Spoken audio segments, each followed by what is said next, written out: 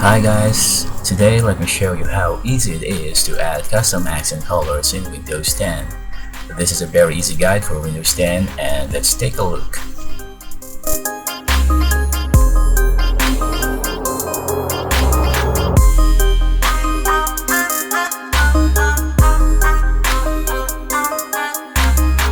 Hi everyone, now I'm back again with another amazing video, so if you don't want to miss any of our new videos, make sure to like, share, subscribe and click that bell icon for you to always be updated with my latest video tutorials.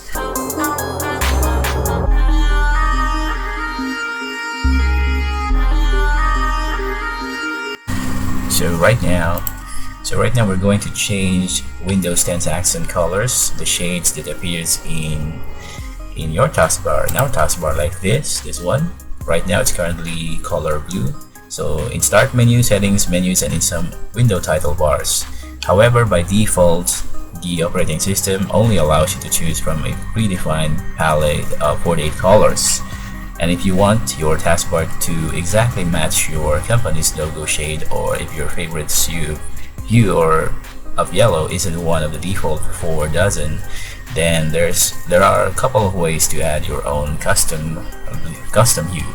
So let's get into it. So here's what you need to do. So if you don't have this, just press the Windows plus R on your keyboard and this will show up. So the run command, you can put something in here, control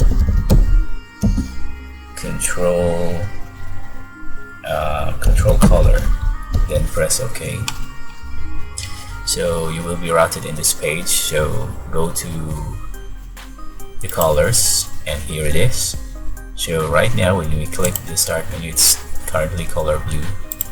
So if we select yellow gold, okay, it's now selected. When we try to click this again, as you can see, it changes right away. So that's how easy it is to change the color that you want for your windows or your start menu settings and so on. So right now you can select the color from here. From here you can select the color that you want. So the window title bar will change to match that color as well. So as you can see, the color has changed in here as well. It's now colored yellow gold.